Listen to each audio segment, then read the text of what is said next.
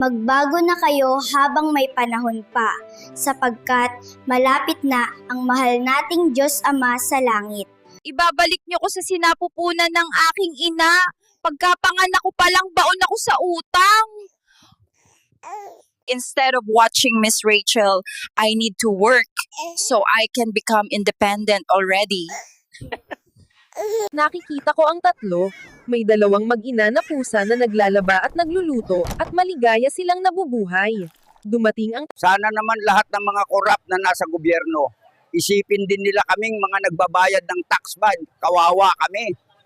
Hindi lang pera ang ninanakaw ninyo sa mga tao, kundi pati na rin ang kanilang mga buhay. corruptee. Paki-subscribe sa Jesse New Channel para laging updated sa mga videos niya. Kaya bakit hindi rin namin ma-appreciate ang pagnanakaw mo sa kaban ng bayan?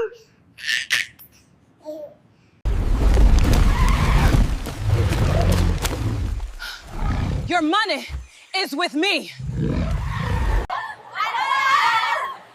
Mag-subscribe po kayo sa Jesse New Channel para laging updated sa kanyang mga videos.